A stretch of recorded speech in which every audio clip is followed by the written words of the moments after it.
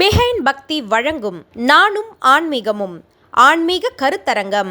Title sponsor Punniyam Foundation. Co-presented by Kolathur Babu Catering. Periyar Maniamma Institute of Science and Technology, Tanjavur. AAA with specialization in electric vehicles and energy engineering. இந்த விரல் இது ரெண்டையும் உள்ள வச்சுட்டு இப்படி. இது பேர் என்னது? குபேர முத்திரை. நீங்க எல்லா யூடியூப்லயும் பார்த்திருப்பீங்க குபேர முத்திரை இப்படின்னு. நம்ம தலைவரை இந்த முத்திரை வச்சு தான் ஜெயிச்சாராமா. யாரு? ரஜினிகாந்த் தான். இன்னைக்கு வரைக்கும் இந்த முத்திரையை வச்சு தான் ரஜினிகாந்த் கோடி கோடியா சம்பாதிக்கிறாரு. நமக்கு அதோட கோடி வேணுமா வேண்டாமா? மொத்தம் நீங்க மகாலட்சுமியை வீட்டுக்குள்ள கொண்டு வர ஆரம்பிச்சாச்சு. உங்களுக்கு எவ்வளவு பணம் தேவையோ உங்க மைண்ட்ல வச்சுக்கோங்க. எண்ணி 21 நாள்ல பணம் வராட்டி என்ன ரிங்குன்னு ஒரு சத்தம், இதுதான் மகாலட்சுமியோட சத்தம்னு சொன்னாங்க. ஏன் சொன்னாங்க? எப்ப ரீங்காரமிடும் வண்டுகள்லாம் நிறைய பூ இருக்கும் போது தான் ரீங்காரமிடும். அதை தாண்டி நிறைய தேன் இருக்கும் போது ரீங்காரமிடும். கண்டுபிடிச்சிருக்கீங்களா? அப்போ உங்களுக்கு காசு தேவைன்னா நீங்க ரீங்கார சத்தத்தை வீட்டில் ஒலிக்க செய்ய வேண்டும். அந்த சத்தம் எதிலிருந்து வரும்னா, இயல்பாகவே ஒரு விஷயம் தெரிஞ்சுக்கோங்க. பரிகாரத்தை ஒரு 5 விதங்களில் தான் செய்ய வேண்டும். அம்மா அப்பா காலில் விழுந்து நமஸ்காரம் பண்ணணும். எங்கள் அம்மா ஒரு இடத்துல இருக்காங்க, நான் ஒரு இடத்துல இருக்கேன், அதெல்லாம் பண்ண முடியாதா? கவலையப்படாதீங்க. அம்மா அப்பா ஃபோட்டோ வச்சு விழுந்துருங்க. எங்கேயோ இருக்க கடவுள் இந்த ஃபோட்டோக்குள்ளே இருக்காரு நீங்கள் நம்புறது உண்மைனா, எங்கேயோ இருக்கிற அம்மா அப்பா அந்த ஃபோட்டோக்குள்ளே இருப்பாங்க. அதுதான் உண்மை. ஒரு விஷயம் நோட் பண்ணிக்கோங்க. ஒரு 3 பரிகாரம் சொல்லிட்டேன், ரொம்ப சிம்பிள் தான். வியாழக்கிழமை மத்தியானம் 1:15 1:30 டைம் நல்லா நோட் பண்ணிக்கோங்க. அதிர்ஷ்டம் எப்படி உங்ககிட்ட வருதுன்னு பாருங்க, அப்புறம் என்கிட்ட சொல்லுங்க. அனைவருக்கும் வணக்கம். நான் ஜெயம் கோபி. இந்த கலியுகத்தில் தர்மம் புண்ணியம் சேர்க்கறதுக்கு எத்தனையோ வழி இருக்கு. அதில் ஒரு முக்கியமான வழியை தான் நான் சொல்ல போறேன். கண் பார்வையற்றோர், வாய் பேச முடியாதோர், காது கேளாதோர், ஆட்டிசம் குறைபாடுடையோர், இது எல்லா குழந்தைங்களுமே தெய்வ குழந்தைகள் சொல்லுங்க. அந்த குழந்தைகள் எல்லாருமே தெய்வத்துக்கு சமமானவர்கள். நானும் ஆன்மீகமும் தன்னுடைய ஆன்மீக பயணத்தை நம்மோடு பகிர்ந்து கொள்வதற்காக அடுத்து இங்கு ஒரு நபர் காத்து கொண்டிருக்கின்றார். இன்று நம்மிடையே காத்திருக்கக்கூடிய வித்யா கார்த்திக் அவர்களுக்கான ஒரு ஏவி இங்க காத்துட்டு இருக்கு. அந்த ஏவியை பார்த்துட்டு அவங்களோட நம்ம நானும் ஆன்மீகமும் தொடரலாம். இன்றைய காலகட்டத்தில் ஒவ்வொரு மனிதனுக்கும் இருக்கும் கஷ்டங்கள், சிரமங்கள், தடைகள், தோல்விகளை கண்டு அஞ்சும் மக்களுக்கு ஜோதிடத்தில் இருக்கும் உண்மையை துல்லியமாக கணித்து மக்களுக்கு உத்வேகம் கொடுக்கும் வல்லமை கொண்டவர் இவர். மக்கள் மகிழ்ச்சியாகவும் நிம்மதியாகவும் பிரச்சனைகள் ஏதுமின்றி புன்னகையுடன் செல்வ வசதியுடன் வாழ எளிய பரிகாரங்களை சொல்லும் வித்தைக்காரி இவர். எத்தனையோ ஜோதிடர்கள் கூறும் பலன்களை தாண்டி இவர் கூறும் நம்பிக்கை பலன்தான் மக்களை வசீகரிக்கிறது. மதுரை மீனாட்சி மற்றும் அன்னை மகாலட்சுமியின் அருள்வாக்கை கொண்டு அனைவருக்கும் செல்வ வளம் பெருக ஜோதிடத்தின் மூலம் சேவையாற்றிக் கொண்டிருக்கும் ட்ரெண்டிங் ஜோதிடர் திருமதி வித்யா கார்த்திக் அவர்களை பிஹைண்ட் பக்தி இவ்விழாவிற்கு மகிழ்வுடன் வரவேற்கிறது. நானும் ஆன்மீகமும் இந்த நிகழ்ச்சிக்கு அஸ்ட்ராலஜர் வித்யா கார்த்திக் அவர்களை வரவேற்பதில் பெரும் மகிழ்ச்சி அடைகின்றேன். மதுரை மீனாட்சியினுடைய ஒரே வாக்குக்காக இங்க வந்திருக்கீங்க. ரொம்ப மகிழ்ச்சின்னு கூட எனக்கு இப்போ சொல்றதுக்கு தயக்கமா இருக்கு வித்யா மேம். ஸோ உங்க வாழ்க்கையில ஆன்மீகத்தினுடைய ஆரம்பம் அப்படின்னு நீங்க எதை சொல்லுவீங்க? பிறந்திலிருந்தே ஆன்மீக குடும்பத்திலே வளரப்பட்ட ஆள் நான். அதனால் ஆன்மீகம்ன்றது ரத்தத்தில் கலந்த மாதிரியான ஒரு விஷயம். ஒரு 7 வயதிலிருந்தே மீனாட்சியோட அனுகிரகத்தால் அப்படியே அவள் தாள் பணிந்து அவளோடைய ஐக்கியமாகக்கூடிய ஒரு விதியை அவள் கொடுத்துருக்கா. அது அப்படியே பயணப்பட்டு போயிட்டே இருக்கு. எது சொன்னாலும் மீனாட்சி மீனாட்சி மீனாட்சின்னு சொல்றீங்க. மதுரையை ஆட்சி செய்யக்கூடிய மீனாட்சி உங்களை எப்படி ஆட்சி செஞ்சுட்டு இருக்காங்க? அணுவணுவா ஆட்சி பண்ணிட்டு இருக்கா. சொல்லுங்களேன் அவங்கள பத்தி. ரத்தத்தில் ரத்தமா, உதிரத்தில் உதிரமாய், உயிருக்குள் உயிராய் எல்லாவற்றிலும் அவள் தான் இணைத்து கொண்டிருக்கிறார். யாரெல்லாம் மீனாட்சின்னு சொல்றீங்களோ அவ்வளோதான், அடுத்த நிமிஷம் உங்கள் கவலையெல்லாம் கலைஞ்சு போயிடும். ஏன்னா மற்ற தெய்வம்லாம் எப்படி அருள் புரியும்னு தெரியாது. மீன் தன்னோட குஞ்சுகளை தன்னோட பார்வையாலேயே உயிர் பெற செஞ்சிருமா. அந்த மாதிரி அம்பாளுடைய ஒரே ஒரு கடைக்கண் பார்வை உங்கள் மேலே பட்டா போதும், உங்கள் வாழ்க்கை வேற லெவலில் மாறிடும். அதுக்கு நான் தான் உதாரணம். எங்கிருந்து ஆரம்பித்தது இந்த இறையின் பக்தி? இவ்வளவு தூரம் மீனாட்சியின் மீது அடிமையா இருக்கிறீங்க, அவங்க மீது ஒரு பைத்தியமா இருக்கீங்க அப்படின்னு சொல்லக்கூடிய அந்த பக்தி எங்கிருந்து வந்தது? ஏதேனும் நிகழ்வுகள் நடந்திருக்குங்களா? பயங்கரமான கம்யூனிஸ்ட்வாதி நான், யாருமே நம்ப மாட்டீங்க. இப்போ இவ்வளோ பட்டையெல்லாம் போட்டுட்டு இருக்க வித்யாவுக்கு பின்னாடி இருக்கக்கூடிய பெரிய விஷயம் பயங்கரமான கம்யூனிஸ்ட்வாதி. ஏன், எதுக்கு, எப்படி, பண்ணாட்டி என்ன, அப்படிதான் பண்ணணுமா, இந்த கேள்வி கேட்காம, இந்த கேள்விக்கு அடி வாங்காமல் எனக்கு ஒரு நாள் கூட போனதே இல்லை என் வீட்டில். ஏன்னா நான் கொஞ்சம் அந்த என்ன சொல்கிறது, ஒரு ஆச்சாரமான பரம்பரை வரப்பட்ட நான். ஆனால் எனக்கு அது பிடிக்கவே பிடிக்காது. அதெல்லாம் அவுத்து விட்டு இந்த பக்கம் எல்லாரோடையும் பழகிறது, எல்லாரோடையும் உட்காருது, எல்லாருமே அகம் பிரம்மாஸ்மி மட்டும்தான் சின்ன வயசுல இருந்தே மனசுக்குள்ள இருக்கிற விஷயம். அப்படி கம்யூனிஸ்டியவாதியா இருந்த நானே ஒரு நாள் என்எஸ்எஸ் ட்ரைனிங்காண்டி மீனாட்சி அம்மன் கோவிலுக்கு போக வேண்டி இருந்தது. அந்த மீனாட்சி அம்மன் கோவிலுக்கு போன அந்த ஒரு நாள்ல இருந்து என்னுடைய வாழ்க்கை முழுதுமே வந்து அவளுக்கே அர்ப்பணம் அப்படின்ற மாதிரி ஆயிடுச்சு. ஏன்னா என் கூட வந்த சக தோழியோட அப்பா வந்து ஆக்சிடென்ட்ல இதாயிட்டாரு. உடனே வந்து என்ன பண்றதுன்னு தெரியல, கோவில இருந்து கிளம்பவும் முடியாது, என்எஸ்எஸ்ல எல்லாம் உட்காந்துருக்கோம். இது எனக்கு தெரிஞ்ச ஒரு 17 வயதில் நடக்கக்கூடிய ஒரு நிகழ்வு. அப்போ வந்து என்ன பண்றேன்னு தெரியல, நான் நேரா போயிட்டு யார்கிட்ட கேட்கறதுன்னு தெரியல. நீ எல்லாம் சாமியா, நீ எல்லாம் கடவுளா, நீ ஏதாவது சரி பண்ணலாம்ல அப்படின்னு இப்போ பாலாஜி சொல்ற மாதிரி மூக்குத்தி அம்மன்ல இதோட மேல அதிகமா டயலாக்லாம் விட்டுட்டு வெளில வர்றதுக்குள்ள ஒரு பெரிய மிராக்கள். இன்னும் 3 நிமிடங்கள் தப்பி இருந்தா உங்க அப்பா இறந்திருப்பாருன்னு சொன்ன விஷயத்தை தாண்டி அவங்க அப்பா உயிர் பெற்று எழுந்து பெரிய அந்த குடும்பத்திற்கான ஒரு நன்மையை சேர்த்தார். அதுல இருந்து பிடிச்சிக்கிட்டேன் அவளை. இனிமே வந்து உன்னை விட்டா எனக்கு வேற யாரும் இல்லை. ஸோ எப்படி வந்து அப்போ ஒரு சின்ன பிள்ளைத்தனமா இருக்கும். அப்போ நான் வந்து பேசிக்கா நம்மள வந்து தமிழ் ஸ்டூடெண்ட். ஒரு நாள் வந்து பாண்டியன் வந்து கால் எடுத்து ஆடும்போது நமக்கு வலிக்க மாதிரி தான் சிவபெருமானுக்கு வலிக்கும், அதனால நீ காலை மாறி ஆடுன்னு சொன்னாராமா. அதனால வந்து சிவபெருமான் ஆடினாராமா எங்கள் டீச்சர் சொல்லும் போது எனக்கு அப்படியே யோசிச்சுட்டு நானும் போய் மீனாட்சிகிட்ட சொல்கிறேன், நீ இவ்வளோ நேரம் நின்றுக்கிட்டே இருக்கல, உனக்கும் கால் வலிக்கும்ல, உனக்கு ஏதாவது பண்ணால் சொல்லு, நான் உனக்கு பண்ணுறேன், உன்னை நான் வந்து ஷேர் பண்ணிக்கிறேன் அப்படின்ற மாதிரி சிறுபிள்ளைத்தனமாக சொல்லி விட்டு வந்தேன். அன்றைக்கி அந்த தெப்ப குளத்துலேருந்து நானாக சொன்ன வார்த்தை இன்னைக்கு வரைக்கும் ஏதோ அவள் புண்ணியத்தில் பலித்தமாகி கொண்டிருக்கிறது. ஜோதிடம், ஆன்மீகம் இந்த இரண்டையும் நீங்க எப்படி பார்க்குறீங்க? ஆன்மீகம் ஜோதிடம் ரெண்டுமே வந்து என்ன பொறுத்த வரைக்கும் ஒரே விஷயம்தான். அறிவை உணர்வது தான் ஆன்மீகம், வேற ஒன்றும் பெருசா இல்லை. போய் பட்டையாக போட்டுக்கிறது. என்ன கூட நிறைய பேர் கேட்டாங்க, நீங்களாம் ஜோசியம் பார்க்குறீங்க, ஏன் சேலை கட்டிக்கல? கடவுள் இங்கே இருக்கான், நம்ம கடவுளை பார்க்கக்கூடிய எல்லை வேற. அதற்கு இந்த உடை உடுத்தி கொண்டு, இந்த கொட்டை போட்டுக்கொண்டு, இந்த மாலை போட்டுக்கொண்டு, இந்த விபூதி சாத்தி கொண்டு தான் கடவுளை பார்க்க வேண்டும் என்ற எந்த அவசியமே கிடையாது. கடந்து உள்புக நீங்கள் அனுமதித்து விட்டிருந்தால் அவர்கள் உள்புகுந்து விடுவார்கள். அப்ப ஆன்மீகம் என்பது அறிவை, சிந்தனை தெளிவு பண்ணக்கூடிய ஒரு விஷயம்தான். அதே விஷயத்தை தான் ஜோதிடமும் செய்து கொண்டிருக்கிறது. மிக சிறப்பு. அப்போ ஜோதிடம் பார்க்கணும்னு நினைக்கக்கூடியவங்க, ஆன்மீகத்தோடு நம்பிக்கையோடு இருக்கக்கூடியவங்களுக்கு தான் அது பலிக்குமா, இல்லை நான் கோயிலுக்கெல்லாம் போக மாட்டேன் ஆனால் ஜோதிடம் பார்க்கணும்னு வரேன் அப்படின்னு சொல்லக்கூடியவங்களுக்கு நீங்க என்ன பதில் சொல்லுவீங்க? நீங்களே சொல்லிட்டீங்க, நம்பிக்கை மட்டும்தான் ஜெயிக்கும். அது ஒன்றும் பெருசா வந்து நம்ம உருவம் பண்ணியிருக்கோம், மீனாட்சி இப்படி இருப்பா, காமாட்சி இப்படி இருப்பா, பெருமாள் இப்படி இருப்பாரு, நமக்கு பிடிச்ச கடவுளை நமக்கு பிடிச்ச மாதிரி அலங்காரம் பண்ணி அந்த கடவுள்கிட்ட போய் சொல்லும் போது, இப்போ ஒரு குழந்தை இருக்கு ரொம்ப கஷ்டமா இருக்குன்னா அது யார்கிட்ட போய் சொல்லுவாங்க? அவங்க அம்மாட்ட தானே சொல்லும். இல்லை அப்படின்னா என்ன பண்ணுவாங்க, வெறும் ஃபாரின்ல இருக்காங்கன்னா அவங்க அம்மா போட்டோ வச்சு அதில் பேசிட்டு இருப்பாங்க. அப்போ நமக்கு பிடித்த ஒரு விஷயத்துல சொல்லும் போது அது ஒரு தன்னிறைவு அடைய போறதுனால, கடவுள் அப்படின்ற ஒரு உருவத்தை படைத்து அதனிடம் நாம் போய் சொல்லும் போது தன்னிறைவு அடைய போறதாக மனிதன் நம்பப்படுகிறனால நம்பிக்கை தான் நீங்க ஜெயிக்கிறது. சிறப்பு. அப்படி பார்க்கும்போது இப்போ நிறைய பேர் பரிகாரங்கள் அப்படின்ற விஷயம் மட்டும்தான் சொல்றாங்க. அதை கடந்து வாழ்வியல் பரிகாரங்களை வெளிச்சம் போட்டு காட்டக்கூடிய ஒரு ஜோதிடர் அப்படின்னு சொன்னா கண்டிப்பா வித்யா கார்த்திக் அவர்களை நான் சொல்லுவேன். வாழ்வியல் பரிகாரங்கள் அப்படின்றது எந்த அளவுக்கு நமக்கு நிறைய பலன்களை கொடுக்கும்? ரொம்ப ரொம்ப சிம்பிளுங்க. இயல்பா ஜோதிடத்தில் அப்படின்னு எடுத்துக்கிட்டோம்னா, அஸ்ட்ராலஜரா நான் பேசணும் அப்படின்னு இந்த இடத்துல இருக்கும்போது, ஒரு மனுஷனுக்கு பிரச்சனைன்னு வந்தா ஒரு 4 கிரகத்தால தான் வரும். மற்ற யாரும் பிரச்சனை 9 கிரகம் பிரச்சனை கொடுப்பாங்க. ஆனால் அதில் டாப் மோஸ்ட் லீடிங் மார்க் வாங்குறது பார்த்தீங்கன்னா ஒரு 4 கிரகம். ஒன்று சனி, ஒன்று சுக்கிரன், ஒன்று ராகு, ஒன்று கேது. இந்த சுக்கிரன் இல்லாட்டி நம்மளை யாரும் மதிக்க மாட்டாங்க, சனி இல்லாட்டி நம்மளுக்கு பெருமை கிடைக்காது, ராகு கேது வந்துச்சுன்னா வம்சவிருத்தியே இருக்காது. இவ்வளோதான் சிம்பிள். அப்போ ஒரு ஆளை வந்து கெத்தா வச்சுக்கணும்னா இந்த 4 பேரும் தேவை, கரெக்டா? அப்போ இந்த 4 பேரும் இயக்க தெரியக்கூடிய வித்தையை கற்றுக்கொண்டோமே ஆனால் நீங்கள் எந்த ஜோசியக்காரர்கிட்டையும் போக விட, இன்க்ளூடிங் மீ. இயக்க தெரியாதவங்க என்ன பண்றது? இயக்கிறதுக்கான வழியை நான் இப்போ உங்களுக்கு சொல்லிக் கொடுக்குறேன். மிக சிறப்பு. அந்த வாழ்வியல் பரிகாரம் அப்படின்றது இதுல எப்படி பொருந்தும்? இந்த வாழ்க்கைக்கு தேவைப்படுற விஷயம் 2 விஷயம் நான் எப்பயுமே சொல்லுவேன். ஒன்று தானம் பண்ணுங்க, ஒன்று தர்மம் பண்ணுங்க. தானம் என்பது தர்மம் என்பதுக்கு ஒரு வித்தியாசம் நம்ம தெரிஞ்சுக்கிட்டோம் அப்படின்னா வாழ்க்கையில ஜெயிச்சிடலாம். நீங்க ஒரு விஷயம் வேணுன்றதுக்காண்டி ஒருத்தவங்க கிட்ட பண்றீங்க பார்த்தீங்களா, அது தானம். எனக்கு திரும்ப வரவே வேண்டாம்னு சொல்லிட்டு ஒன்று பண்றீங்க பார்த்தீங்களா, அதுதான் தர்மம். தர்மம் தான் தலைகாக்கும்னு சொன்னாங்க, தானம் தலைகாக்கும்னு யாருமே சொல்லலை.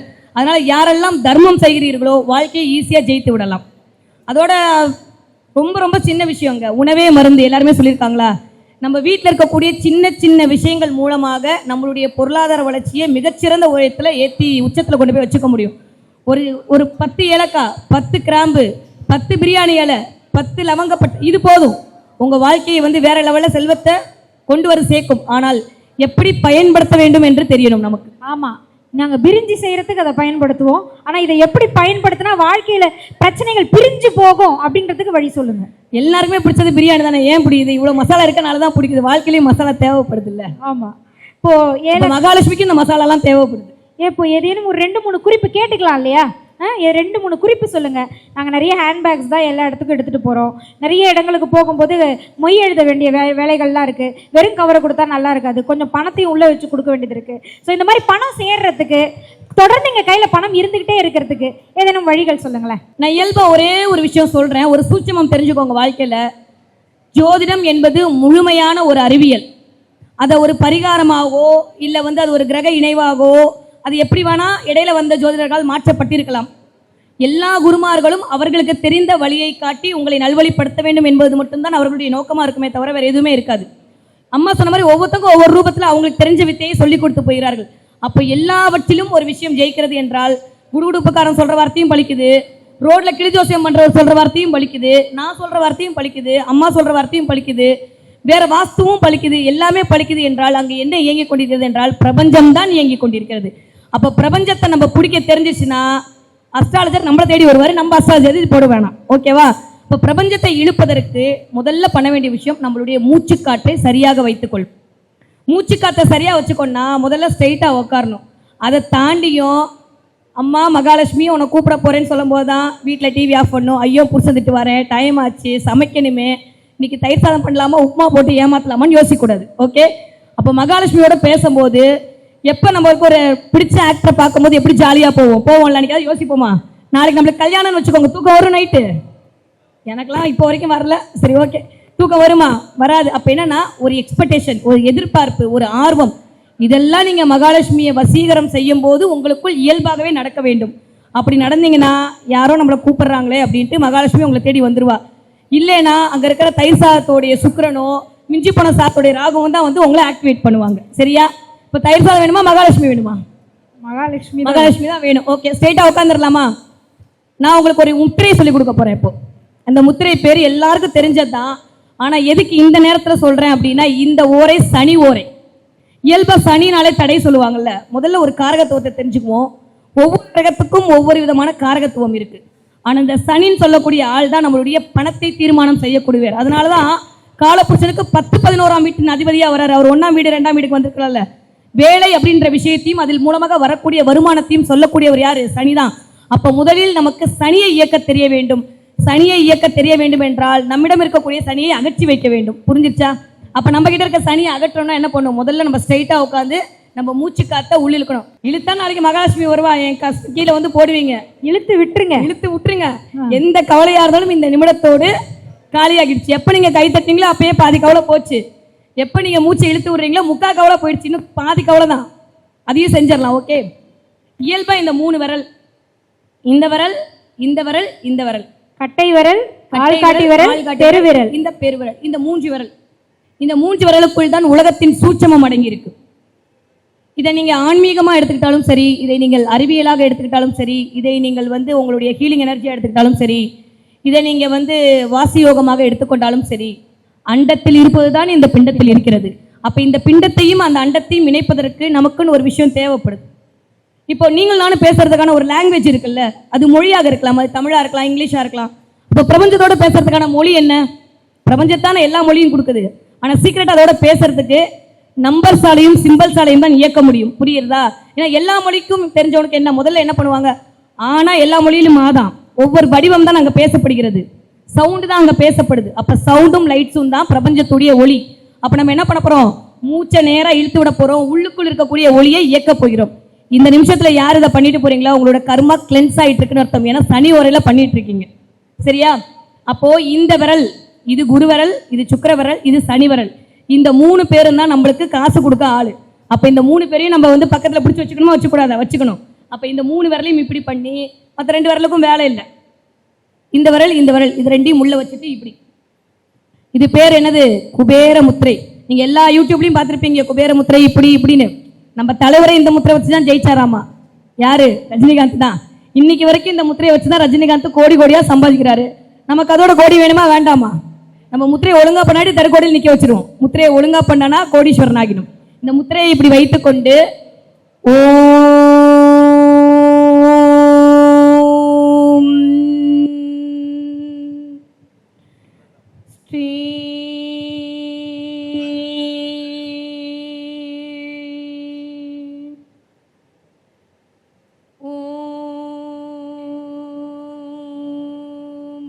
அவ்வளோதான். இப்படி தம் கட்டிக்கிட்டிங்கன்னா போதும்.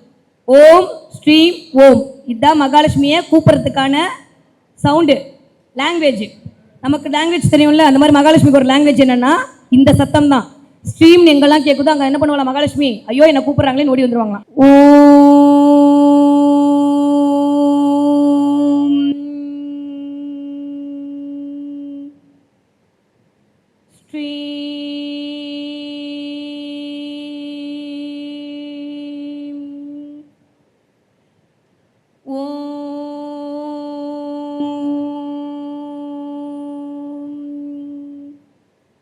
அப்படியே ரிலாக்ஸ் ஆகுங்க. வந்துட்டா அம்பாள் உங்ககிட்ட வந்துட்டா, அடுத்து இன்னும் ஒரு 1/2 மணி நேரத்தில் உங்கள் வீட்டுக்கு போயிட்டா, அடுத்து 1.5 மணி நேரத்தில் நீங்கள் கேட்குறதெல்லாம் கொடுத்துட்டா, அடுத்த மாதம் நீங்கள் கோடீஸ்வரர்கள். ஓகே, நம்புங்க, நான் நம்புறேன்ல, உங்களுக்கு எல்லாம் கிடைக்கும் நான் நம்புறேன்ல, நீங்கள் நம்பினா தானே, நம்பிக்கை தான் வாழ்க்கை. ஓகே, அப்போ என்ன பண்ணணும், மகாலட்சுமி வசியம் பண்ணுறதுக்கு இது ரொம்ப சாதாரணமான ஒரு விஷயம். இப்போ நம்ம போகிறோம்னு வச்சுக்கோங்க, ட்ரெஸ் பண்ணுறதுக்கு முன்னாடி என்ன பண்ணுவோம், தலை வாருவோம்ல, ஃபஸ்ட்டு தலை வாருவோம்ல, அந்த மாதிரியான ஒரு பேசிக் கிளென்சிங் தான் இப்போ நான் பண்ணது. ஓகேவா, முதல்ல வந்து மகாலட்சுமியை உள்ளே கூப்பிடணும்னா முதல்ல நம்மளை சுத்தம் பண்ணிக்கணும். இந்த விஷயத்தை நான் சொன்னேன் பார்த்தீங்களா, இது யோகாவாக பேசணும்னா இது ரெண்டும் சேர்ந்து உங்களுடைய இந்த அக்குபஞ்சர் பாயிண்ட்ல இயங்கி உங்களோட சப்கான்சியஸ் மைண்டில் நீங்கள் என்ன நினைக்கிறீங்களோ அதை பிரபஞ்சத்திடம் அனுப்பி அதை உங்களுக்கு அப்படியே கொண்டு வந்து கொடுக்கும். நீங்கள் அஸ்ட்ராலஜியாவை பார்த்தாலும் சரி, இதை நீங்கள் வந்து ஜோதிடமாக பார்த்தாலும் சரி, நீங்கள் வந்து முத்திரையாக பார்த்தாலும் சரி, இது ஒரு பாயிண்ட். இதை பண்ணி முடிச்சிட்டிங்களா, அடுத்ததான் மெயின் பிக்சரே இருக்குது.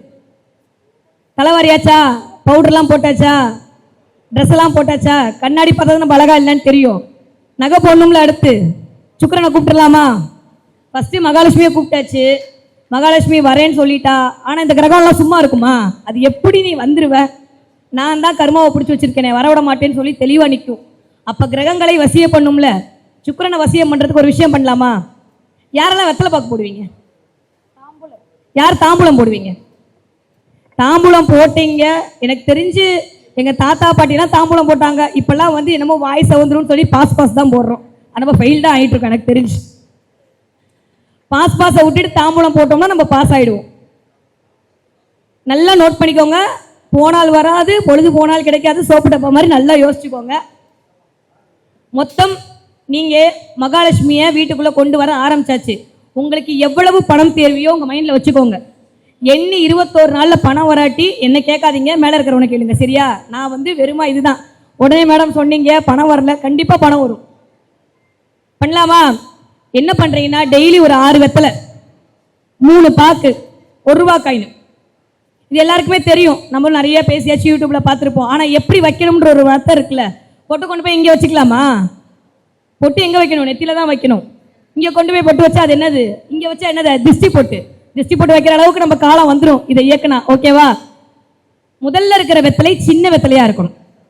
முதல்ல இருக்கிற வெத்தலை சின்ன வெத்தலையா இருக்கணும். 2வது இருக்கிற வெத்தலை அதை விட பெரிய வெத்தலையா இருக்கணும்.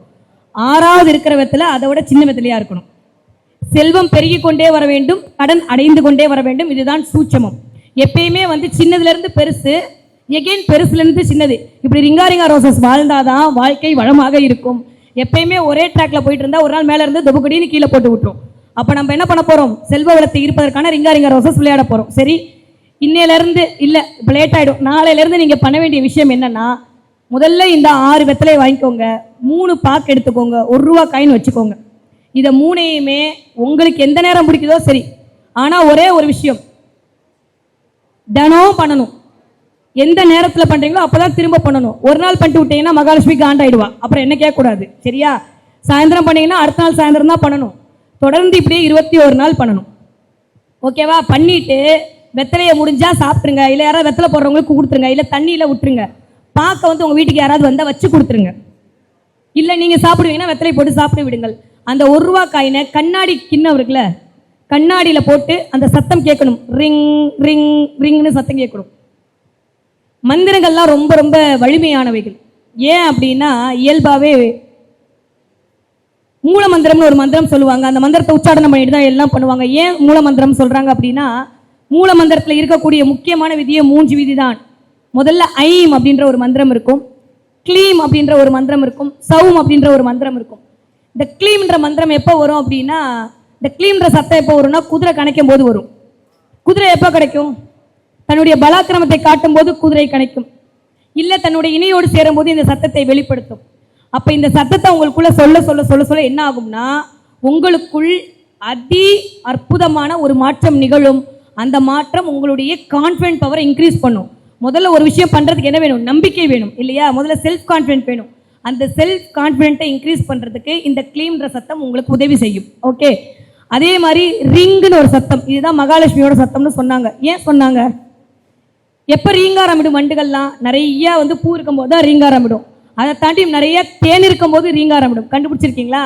அப்போ ஒரு புதையல் கிடைக்கும் போது ஒரு தேன் இருக்கிற இடத்தில் தான் வண்டுகள் ரீங்காரமிடும். அதற்கு தேவைப்படுகிற விஷயத்தை ஈர்த்து கொள்ளும் போது வண்டுகள் சத்தமிடும். அந்த சத்தத்தின் பெயர் ரீங்காரம். அப்போ உங்களுக்கு காசு தேவைன்னா நீங்க ரீங்கார சத்தத்தை வீட்டில் ஒலிக்க செய்ய வேண்டும். அந்த சத்தம் எதிலிருந்து வரும்னா உங்களோட 1 ரூபா காயின்ல இருந்தா வரும். டம்முன்னு போட்டு பாருங்க, ரிங்னு சத்தம் வந்துகிட்டே இருக்கும். அப்போ இந்த கண்ணாடி அப்படின்றது ரிஃப்ளெக்ஷன். அப்போ நீங்கள் கண்ணாடி குடுவையிலையோ இல்லை கண்ணாடி பாக்ஸ்லையோ இந்த பணத்தை போட்டு சேமித்து சேமித்து வைக்க வைக்க வைக்க உங்களுடைய பொருளாதாரம் மிகச்சிறந்த வழியில் முன்னேற்றமாகும். சரி, நான் பண்ணிட்டேன், ஒரு 21 நாள் முடிச்சு, நான் இதை என்ன பண்ணணும்? அடுத்த கொஸ்டின் இருக்குல்ல, கண்டிப்பாக மறக்காமல் 100க்கு 100 விழுக்காடு அந்த காயினை கொண்டு போய் பெருமாள் கோயில் உண்டியல்ல தான் போடணும். பெருமாள் கோயில் அர்ச்சகர் மாலை கொடுப்பாரு, அவர் தட்டில் போடக்கூடாது. சரியா? எனக்கு பூ கொடுப்பாரு, எனக்கு வந்து பெரிய மாலை போடுவார்னு சொல்லிட்டு பெருமாள் கோயில் அர்ச்சகர் தட்டில் போட்டிங்கன்னா பெருமாள் அர்ச்சகருக்கு காசு கொடுப்பாரு, நம்மளுக்கு பிம்பிளிக்கா பிளானின்றுவார். அதனால கண்டிப்பாக பெருமாள் கோயில் உண்டியலில் போட வேண்டும். இது 2வது விஷயம். இதெல்லாம் தாண்டி ஒரு ஹைலைட் ஒன்று இருக்குது. நான் திரும்ப சொன்ன மாதிரி வார்த்தைகள் மாயம் செய்யும் இல்லையா? இந்த வார்த்தைகளால் எவ்வளவுக்கு எவ்வளவு நீங்கள் வசீகரம் செய்கிறீர்களோ அவ்வளவுக்கு அவ்வளவு மகாலட்சுமி உங்களிடம் வந்து விடுவாள். ஒரே ஒரு தடவை அந்த மந்திரம் சொல்லாமா? ரெடி? என்ன பண்ணுறீங்க அப்படின்னா, ஒரு வெள்ளை பேப்பர் எடுத்துக்கோங்க. வீட்டில் போயிட்டு அம்மா சொன்ன மாதிரி கல்லுப்புக்கு இணையான ஒரு லட்சுமி வசீகரம் பண்ணுறது வேறு ஒன்றுமே கிடையாது. நல்ல ஒயிட் பேப்பர் எடுத்துக்கோங்க, கல்லுப்பை ஃபுல்லாக போட்டு அதில் ரப் பண்ணிவிடுங்க. ரப் பண்ணிவிட்டு நல்ல பச்சை கலரில் ஒரு சாக் பீஸ் வாங்கிக்கோங்க, இல்லை ஒரு சோப்பு கட்டி எடுத்துக்கோங்க. சோப்பெல்லாம் சுக்கரன் தான், எல்லாம் காரகத்துவத்தோட சொல்கிறேன். சோப்பை கட்டி எடுத்துக்கோங்க.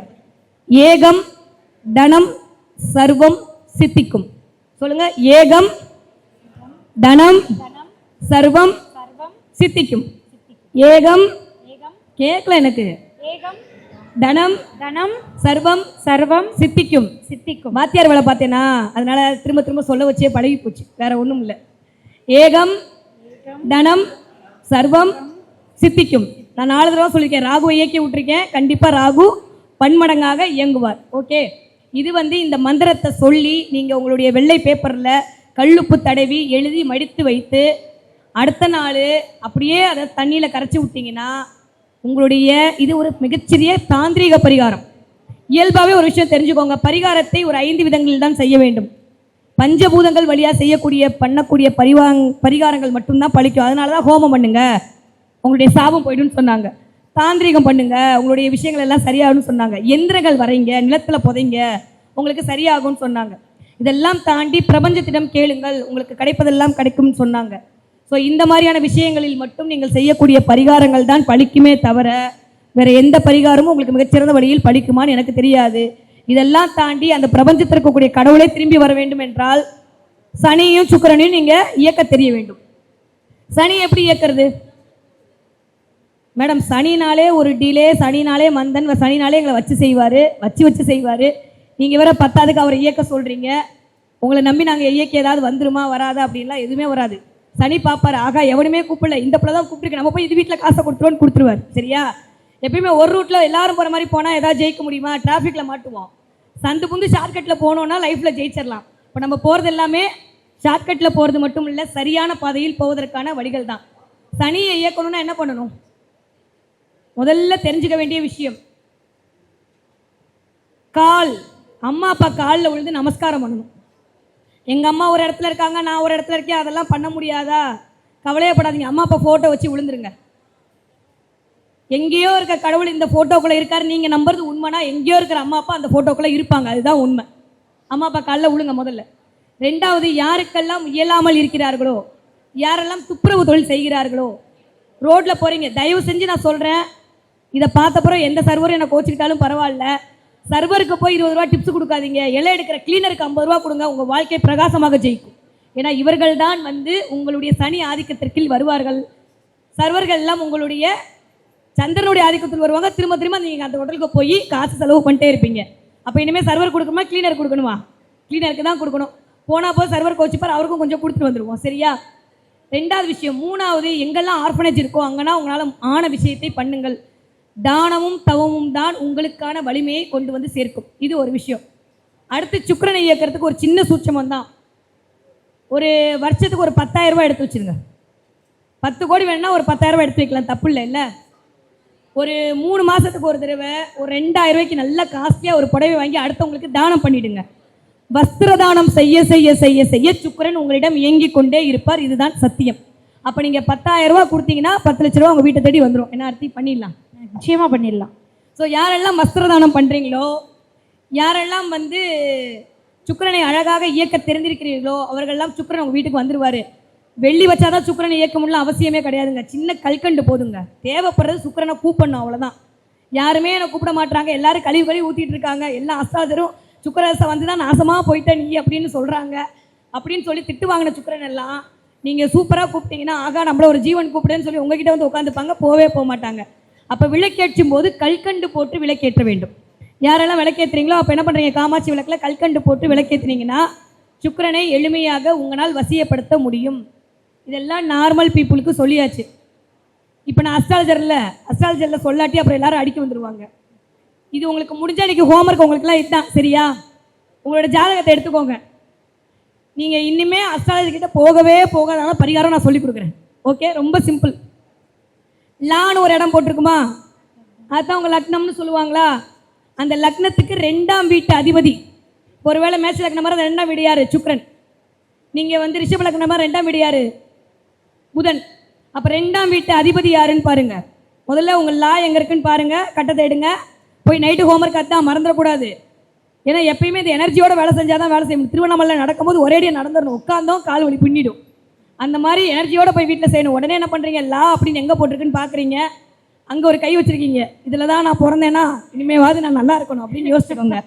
அந்த 2ஆம் வீட்டு அதிபதியை பாருங்கள். உங்கள் நேரங்காலம் அந்த 2ஆம் வீட்டு அதிபதி லக்னத்திலே இருந்துட்டாருன்னா தப்பிச்சுப்பீங்க. இல்லை அவர் ஏதாவது ஒரு இடத்துல போய் உட்காந்துருப்பார் உங்களை பழி வாங்கணும்னே. அந்த 2ஆம் வீட்டு அதிபதி எங்கே போய் உட்காந்துருக்காருன்னு பாருங்கள். அந்த 2ஆம் வீட்டு அதிபதிக்கு யார் நட்சத்திரம் கொடுத்தார்கள் என்று பாருங்கள். ஒருவேளை அந்த 2ஆம் வீட்டு அதிபதி உங்களுக்கு சுக்கிரனாக இருந்து அந்த சுக்கிரன் போயிட்டு ஏதாவது ஒரு நட்சத்திரத்தில் உட்காந்துருப்பார். ஒரு கிருத்திகையில் உட்காந்துருக்காரு, இல்லை ஒரு மிருகசீச்சத்தில் உட்காந்துருக்காரு, ஏதோ ஒரு நட்சத்திரத்தில் உட்காந்துருப்பார். அந்த நட்சத்திர நாயகனை பிடித்து கொண்டினால் அவங்கள உபாசனை பண்ணிங்கன்னா வாழ்க்கையில் சத்தியமாக தேய்ச்சிருவீங்க. நான் எழுதி கொடுத்து கையெழுத்து போட்டு கொடுத்துருவேன் உங்களுக்கு. உதாரணமாக ஒரு சின்ன விஷயம் சொல்கிறேன் உங்களுக்கு. இப்போ நீங்கள் ஒரு ரிஷப லக்னம் எடுத்துக்கலாமா? ரிஷப லக்னம் 2ஆம் வீட்டு அதிபதி புதன். புதன்னா 2ஆம் வீட்டு அதிபதி. அவர் போய் சிம்மத்தில் உட்காந்துருக்காரு. அப்படி எடுத்துக்கோங்க. சிம்மம்ன்ற வீட்டில் உட்காந்துருக்காரு. சிம்மம்ன்ற வீட்டில் மக நட்சத்திரத்தில் உட்காந்துருக்காரு. மக நட்சத்திரம்னா யார்? பிள்ளையார் வழிபாடு. அப்போ யாரெல்லாம் இந்த பிள்ளையாரை பிடித்து கொண்டீர்களையோ அவங்க தான் உங்களுக்கு காசு கொடுக்குற கடவுள். நீங்கள் ஏதாவது வேணும்னா அந்த பிள்ளையார்கிட்ட போய் பார்த்துட்டு வந்தீங்கன்னா பிள்ளையார் காசு கொடுத்துருவார். இல்லை அந்த 2ஆம் வீட்டு அதிபதி போயிட்டு பூரம் அப்படின்னு நட்சத்திரத்தில் உட்காந்துருக்காரு, கண்டிப்பாக அம்பிகை தான் உங்களுக்கு காசு கொடுப்பாள். உங்களுக்கு தெரிஞ்சோ தெரியாமலோ நீங்கள் அம்மன் கோயிலுக்கு போயிட்டு வந்தப்பறம் உங்களுக்கு காசு கிடைக்கும், இல்லை உங்கள் அம்மா வீட்டில் சாப்பிட்டப்பறம் உங்களுக்கு காசு கிடைக்கும். இது 2வது வழி. 3வது அங்கேயே என்ன இருக்குது? உத்திரம்னு ஒரு நட்சத்திரம் இருக்கா, அது யாருடைய நட்சத்திரம்? சூரியனுடைய ஒரு நட்சத்திரம். அப்போ சூரியன்னா யாரு? சிவபெருமான். ஸோ சிவபெருமானை பிடிச்சி வழிபாடு செய்ய செய்ய செய்ய காசு வந்துடும்.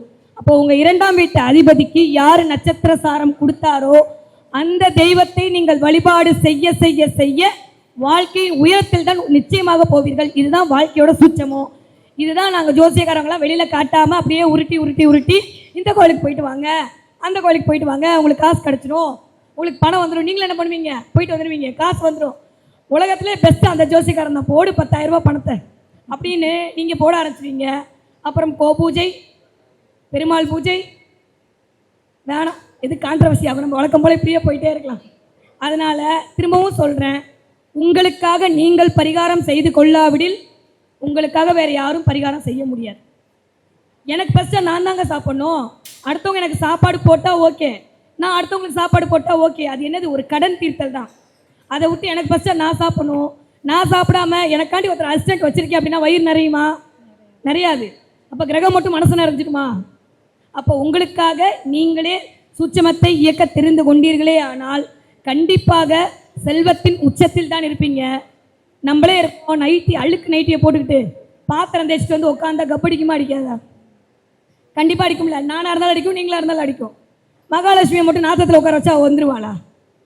அப்போ என்ன பண்ணுவோம்? நல்லா முடிஞ்சா பாருங்க, இல்லையா நம்மக்கிட்ட இருக்கவே இருக்குது ரூம் ஸ்ப்ரே. நம்ம தான் மாடர்ன் டெக்னாலஜி போயிட்டோம்ல. வீட்டில் எப்பயுமே பார்த்தீங்கன்னா ரூம் ஸ்ப்ரே அடிச்சுக்கிட்டே இருங்க. உடனே அடுத்த கொஸ்டின் வரும், மேடம் எனக்கு ஸ்கின் அலர்ஜி, எனக்கு நோஸ் ப்ராப்ளம். அப்போ சுக்கிரன் உங்களுக்கு ஒழுங்காக வேலை செய்யலைன்னு அர்த்தம். அப்போ எங்கிட்டலாம் இந்த பரிகாரம் இல்லை, எந்த பரிகாரமும் வேலை செய்யாது. கிளியர்? அப்போ நம்ம போய் என்ன பண்ணுவோம்? சனியை தான் பிடிக்கணும், வேறு வழி இல்லை. அப்பா நீ கொஞ்சம் டிலேவாக கொடுத்தாலும் கூட உன்னையே நான் பிடிச்சிக்கிறேன் அப்படின்னு பிடிச்சிக்க வேண்டியதான். நல்ல வாசனை இருக்கக்கூடிய இடத்தில் தான் மகாலட்சுமி சஞ்சாரம் பண்ணுவாள். அப்போ வாசனை இருக்கக்கூடிய இடம் ஓகே. ஆனால் மகாலட்சுமிக்கு பிடிச்சதுன்னு ஒன்று இருக்கணும்ல. இப்போ நானே இருக்கேன், ஆர்த்தியை பார்க்க போனால் ஆர்த்திக்கு பிடிச்ச ஸ்வீட் கொடுத்தா தான் ஆர்த்தி கிட்ட பேசுவாங்க. கொண்டு போய் பாவக்காய் சிப்ஸை கொடுத்தா பேசுவாள் ஆர்த்தி. மேடம் எனக்கு பாவக்காய் பிடிக்காது, நான் டயட்டில் இருக்கேன், எடுத்துகிட்டு போங்கன்னு சொல்லிடுவாங்க. கரெக்டு தானே? அப்போ ஏலக்காய், கிராம்பு, பச்சை கற்பூரம் இதை மூணையுமே உங்களுடைய தண்ணியில் போட்டு ஊற வச்சுருங்க, உள்ளே வச்சுருங்க. அடுத்த நாள் பார்த்தீங்கன்னா ஏலக்காய் அப்படியே புஷ்ஷுன்னு வரும். அப்படிலாம் வந்துச்சுன்னா நீங்களாம் கொடுத்து வச்சவங்க போய் பண்ணி பாருங்க. யார் வீட்டில் வந்து தண்ணியில் போலாம் நல்ல ஏலக்காவே கிடைக்கிறது இல்லை, அதனால தான் சொன்னேன் கொடுத்து வச்சவங்க. யார் வீட்டில் ஏலக்காய் புஷ்ஷுன்னு வருதோ வந்துருச்சா, அவங்கெல்லாம் கொடுத்து வச்சவங்க சுக்கிரனுடைய கடைக்கண் பார்வை பெறுவதற்கு தகுதியானவர்கள். அதனால 2 நாள் ஆனாலும் 3 நாள் ஆனாலும் என்ன பண்ணுறோம்? ஏலக்காய் புஷ்ஷுன்னு வர வரைக்கும் அந்த இடத்துல போட்டு வச்சுருக்கோம். சரியா? எவ்வளோக்கு எவ்வளோ ஏலக்காய் தண்ணியில் இருக்கிறதோ அந்த அளவிற்கு எதிர்மறையான எண்ணங்கள் உங்களை விட்டு அகலும். இதுதான் உண்மை. 10 நாள் ஆனாலும் சரி, 15 நாள் ஆனாலும் சரி, அந்த ஏலக்காவை தண்ணியில் போட்டு அப்படியே வச்சுருங்க, சாமிக்கிட்ட வச்சுருங்க. அதிலிருந்து வரக்கூடிய சக்தி என்பது உங்களை மிகப்பெரிய அளவில் செல்வாக்கில் சொல்வாக்கில் கொண்டு போய் சேர்க்கும். இதை தாண்டி ஒன்று எல்லாம் ஓகே, அப்ரூவல் வாங்கணும்ல ஒருத்தர்கிட்ட. யார்? குலதெய்வத்துக்கிட்ட. யாருக்கெல்லாம் காசு வேணுமோ இன்றைக்கே நோட் பண்ணிக்கோங்க, இழுப்பை எண்ணெய் வாங்கிக்கோங்க. இழுப்பை எண்ணெய் பேர் என்னமா? இழுத்து கொண்டு வரக்கூடிய எண்ணெய். அதனால தான் பேர் இழுப்பை எண்ணெய். உங்கள் குலதெய்வத்தை இழுத்து கொண்டு வருவதற்கான ஒரே எண்ணெய் அதுதான். இழுப்பை எண்ணெயை வீட்டில் ஊற்றி விளக்கேற்றி பாருங்க, ரொம்ப சூப்பராக உங்களுடைய கடன் மட்டுமல்ல உங்களுடைய எல்லா பிரச்சனையும் சரியாக போயிடும். நீங்கள் நகை அடமானம் வச்சுருக்கீங்க, நிறைய கடனில் மாட்டிட்டீங்க. பாரதி அம்மா கேட்டால் கொண்டுடுவாங்க, நான் தான் ஒன்றுமே இல்லைன்ற நீ இவ்வளோ பரிகாரம் சொல்லிட்டு இருக்கியா அப்படின்னு. ஒரு விஷயம் நோட் பண்ணிக்கோங்க, ஒரு 3 பரிகாரம் சொல்லிட்டேன், ரொம்ப சிம்பிள் தான். வியாழக்கிழமை மத்தியானம் 1:15 1:30 டைமை நல்லா நோட் பண்ணிக்கோங்க. Time is very very important. 1:15 1:30 வியாழக்கிழமை ஒரு சர்ச்சு இல்லை ஒரு மசூதி இல்லை ஒரு கோவில், இந்த இடத்துல ஒரு 3 எலுமிச்சம்பழம் பாக்கெட் வாங்கிக்கோங்க, பொட்டலம். ஒரே ஒரு ஆரஞ்சு பழம், 3லேயும் ஒவ்வொன்று போட்டுருங்க. ஒரு 3 பேருக்கு தானம் கொடுத்துருங்க. அதிர்ஷ்டம் எப்படி உங்ககிட்ட வருதுன்னு பாருங்க, அப்புறம் என்கிட்ட சொல்லுங்க. இதை எத்தனை வாரம் பண்ணும்? ஒரு 5 வாரம் தொடர்ந்து பண்ணுங்க. முதல் வாரம் கோவிலில் கொடுத்து வரல, அடுத்த வாரம் சர்ச்சில் கொடுக்குறேன்லாம் கொடுக்கக்கூடாது, புரியுதா? அப்புறம் கடவுளுக்கு ஆண்டாயிடுவார். கடவுளுக்கு ரிப்பீட் ரொம்ப ரொம்ப முக்கியம். திரும்ப திரும்ப கூப்பிட்டா தான் நம்மளே வருவோம். நம்ம மொபைல் பார்த்துட்டு இருக்கோம், உடனே வந்துடுவோம். 10 தடவை கூப்பிடணும், அப்போ தான் வருவோம். கடவுள் இவ்வளோ பிஸியில் உடனே வந்துடுவார் அவங்கக்கிட்ட. 10 தடவை நீங்கள் கூப்பிடணும், வா வா வா வான்னு. இனிமேல் கூப்பிட ஆரம்பிச்சிருவோமா? கடவுளை வா வான்னு எப்படி கூப்பிடணும்? வார்த்தைகளால் கூப்பிடணும், செயல்களால் கூப்பிடணும், எண்ணங்களால் கூப்பிடணும். அப்போ நீங்கள் கூப்பிட்டீங்கன்னா எந்த கோவிலில் போகிறீங்களோ அதே கோவிலில் திரும்ப பண்ணி பாருங்கள். அதிர்ஷ்டம் நீங்கள் போதும் போதும்னு சொல்கிற அளவுக்கு உங்களுக்கு கொட்டிகிட்டே இருக்கும். லெமன் அப்படின்றது ராஜகனி, அது சூரியனை குறிக்கக்கூடியது. ஆரஞ்சு சூரியனை குறிக்கக்கூடியது. யாருக்கெல்லாம் பணம் என்கிற இடத்தில் பிரச்சனை வருகிறதோ இயல்பாகவே வம்சத்தில் ஏதோ பிரச்சனை இருக்கிறது என்று அர்த்தம். அப்போ வம்ச விருத்தியை சொல்லக்கூடிய ஆள் யார்? சூரியன். அவனை குருவோடு சேர்ந்து ப்ளீஸ் பண்ணிட்டீங்கன்னா லைஃப்பில் கண்டிப்பாக ஜெயித்து விடுவீர்கள். இப்போதைக்கு இந்த பரிகாரம் போதும்னு நினைக்கிறேன். பரிகாரங்களை ரொம்ப அற்புதமாக சொல்லியிருக்கீங்க, நிறைய பேர் நோட் பண்ணிக்கிட்டாங்க. அது அந்த அளவுக்கு வந்து ஆழமான நம்பிக்கையோடு செஞ்சிட்ருக்காங்க. நம்பிக்கையோடு செய்யுங்க, கண்டிப்பாக பலன் கிடைக்கும். நம்ம நானும் ஆன்மீகமும் அப்படின்னு பேசுகிறதுனால உங்கள் வாழ்க்கையை மாற்றிய மீனாட்சி போல் சென்னையில் நம்ம எல்லோருடைய வாழ்க்கையை மாற்றக்கூடிய பல ஆலயங்கள் இருக்குது. தெரிந்த ஆலயங்களை தவிர்த்து தெரியாத ஒரு சில ஆலயங்கள் இன்னமும் இயங்கி கொண்டு தான் இருக்குது. இங்கே இருக்கிற ஒரு சிலர் கூட தெரியாமல் இருக்கலாம். அப்படி ஏதேனும் ஒரு ஆலயத்தை எங்களுக்கு சொன்னீங்கன்னா சிறப்பாக இருக்கும். இயல்பாகவே ஒரே ஒரு விஷயம்தான், இங்கேருந்து போய் மீனாட்சியை தான் பார்க்கணும், இங்கேருந்து போய் கருமாரியை தான் பார்க்கணும், இங்கேருந்து போய் அந்த சிவனை தான் பார்க்கணும். நான்லாம் கொஞ்சம் வேறு மாதிரி ஆள். உட்காந்த இடத்துல இருந்தே கருமாரி வரணும், உட்காந்த இடத்துல இருந்தே மீனாட்சி வரணும். நம்மளுக்கு டைம் இல்லை. புரிஞ்சுக்கிறவ தானே அம்பாள், என்னுடைய சூழலை புரிஞ்சுக்கிறவ தானே அம்பாள். இப்போ பக்கத்தில் இருக்கக்கூடிய ஆலய வழிபாடே போதும். ஆனால் போகக்கூடிய நேரம்னு ஒன்று இருக்குது. எந்த நேரத்தில் எதை செய்ய வேண்டுமோ அப்போ தான் செய்யணும். சாப்பிட்ற நேரத்தில் போய் தூங்கக்கூடாது. 12 மணிக்கு எந்திரிச்சு சாப்பிடக்கூடாது, வயிறு பிரச்சனை ஆகிடும் இல்லையா? அந்த மாதிரி எந்த நேரத்தில் எதை செய்ய வேண்டும் என்று ஒன்று கண்டிப்பாக இருக்கிறது. ஓரை தெரிந்தவன் சோடை போக மாட்டான். நான் எப்பயுமே சொல்லிகிட்டே இருக்கேன். எல்லாருக்கும் ஒன்று சொல்கிறேன், உங்களுக்கு என்ன பிரச்சனை வேணால் இருந்துட்டு போட்டோம், தீரத்துக்கு ஒரே ஒரு கோவில் இருக்குது. திருவண்ணாமலை பக்கத்தில் பூண்டி போகிற இடத்துல பொன்னியம்மன் கோவில். அந்த கோவிலில் போய் ஒரே ஒரு தடவை வழிபாடு செஞ்சுட்டு வாங்க, வாழ்க்கையில் மிகச்சிறந்த எச்சம் உங்களை தேடி வரும். மிக்க மகிழ்ச்சி. யாருக்கேனும் ஏதேனும் கேள்விகள் இருக்கா? அம்மா, என் பேர் சரஸ்வதி, மீனராசி, ரேவதி நட்சத்திரம். என்னுடைய லக்னாதிபதி வந்து மிதுன லக்னம். நான் கடகராசியில் எந்த ஆக்டிவேட் பண்ணலாம் எனக்கு நல்லா இருக்கும் சொல்லுங்களேன். நீங்கள் சொன்னீங்கல்ல லக்னம் 2வது நட்சத்திரத்தை பிடிச்சிக்கோ, அதுக்குரிய கடவுளை வழிபடுங்கன்னு சொன்னீங்கல்ல. உங்கள் லக்னம் மீன லக்னமா? மிதுன லக்னம். மிதுனம். 2ஆம் வீட்டு அதிபதி யாரு? கடகம். சந்திரன். ஆமாம். சந்திரன் உங்களுக்கு எங்கே உட்காந்துருக்காரு? எனக்கு ஜாதக கட்டத்தில் 12வது இடத்துல குரு, சந்திரன் ப்ளஸ் ராகு இருக்காங்கம்மா. எந்த நட்சத்திரம் நீங்கள்? நான் ரேவதி நட்சத்திரம். ரேவதி நட்சத்திரம்னா புதனை பிடிக்கணும். பெருமாளை வழிபாடு செய்ய காசு வரும். கண்டிப்பாம்மா, ரொம்ப நன்றிம்மா. மிக நன்றி. பிஹைண்ட் பக்தியின் சார்பாக ஒரு அன்பின் பரிமாறல் சரண்யா அவர்களின் பொற்கரங்களால். மீண்டும் ஒருமுறை ஒரு அரங்கம் நிறைந்த கைத்தறல் கொடுத்துடலாம்.